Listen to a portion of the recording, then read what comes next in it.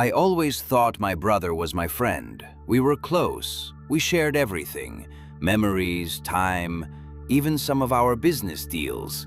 I never questioned it. He was my brother, the one person I knew I could trust. That's how it had always been, and that's how I thought it would always be. But one piece of paper, that was all it took. One signature, one document, and everything I thought I knew about trust and loyalty shattered. It all started on a Tuesday. Nothing special, just another day.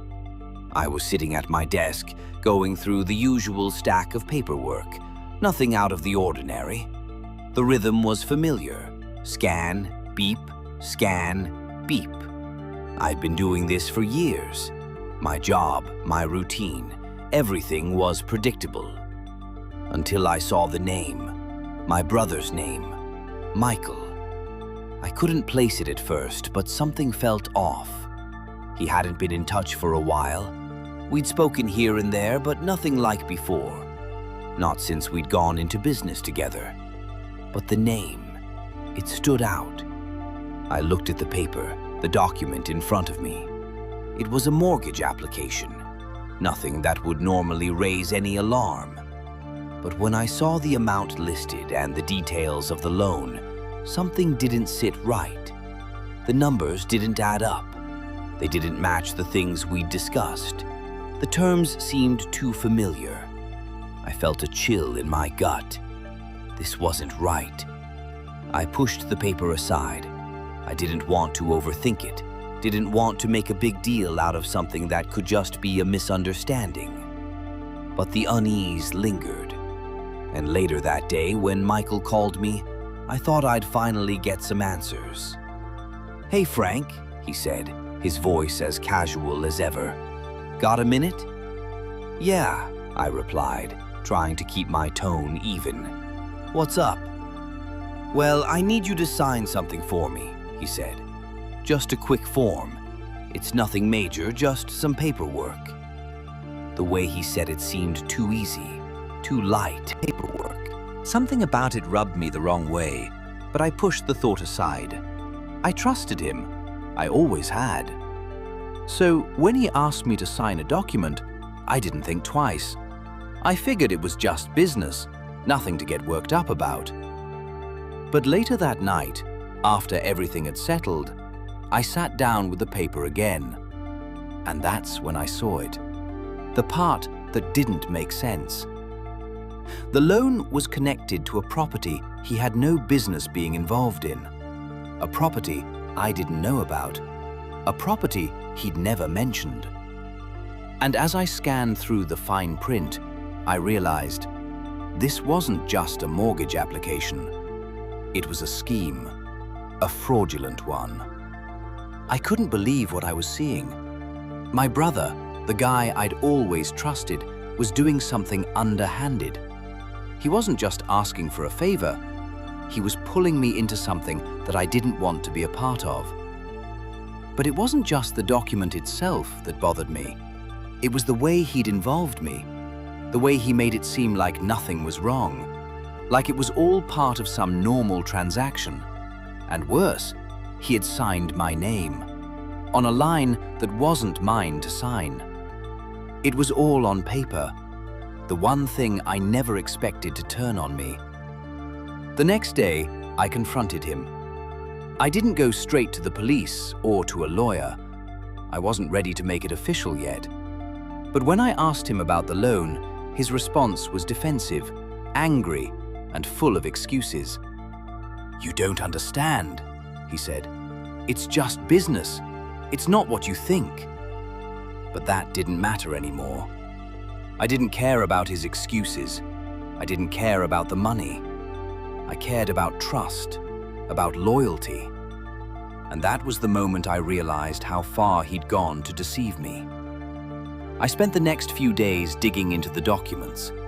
The more I uncovered, the more it became clear. It wasn't just a mistake. It wasn't just some oversight. It was a full-fledged plan to manipulate the system and take advantage of my name.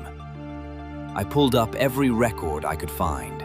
advantage of my phone calls, emails, financial documents, and legal files. The evidence was there, but I needed more than that.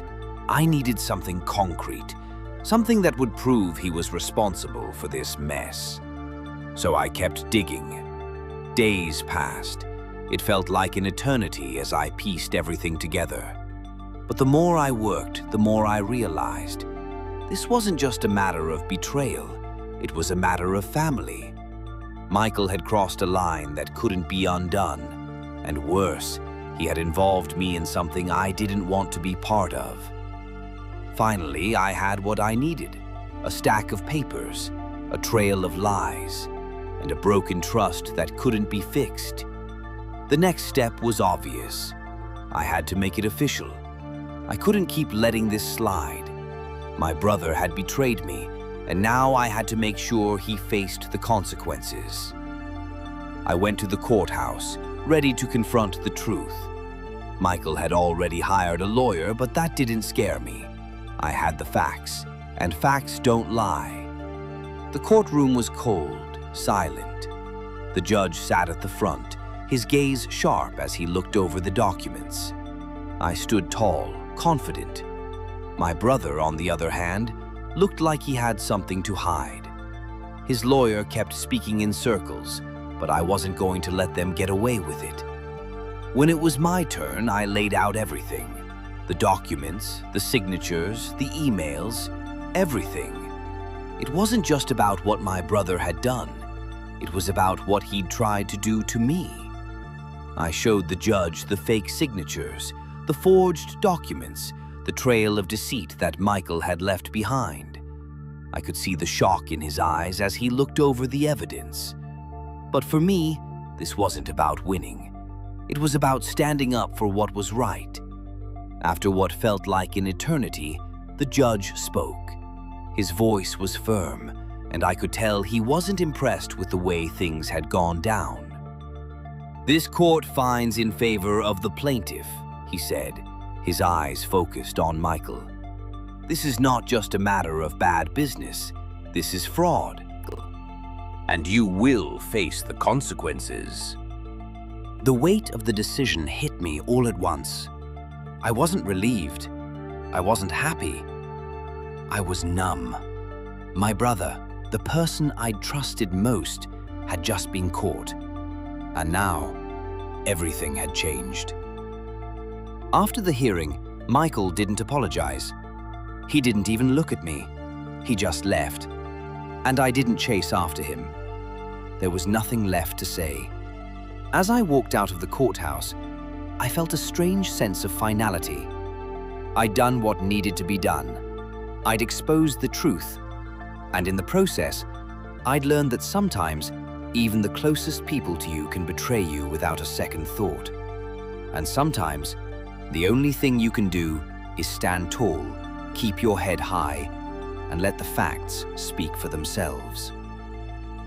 Frank walks out of the courtroom, his face calm, but with a deep sense of loss behind his eyes. The camera follows him as he exits the building, looking ahead into the future, now uncertain but clear in his purpose. You think you know someone, you trust them, but one signature, one moment of weakness can change everything. What would you do if someone close to you betrayed your trust in the most unexpected way? Would you confront them or walk away? Share your thoughts in the comments. Don't forget to like, comment, and subscribe for more real-life stories where truth and trust are tested. This script, with its gradual build-up and steady tone, should fit your requested length and emotional arc, keeping Frank Hale's character calm and procedural throughout while maintaining tension and drama.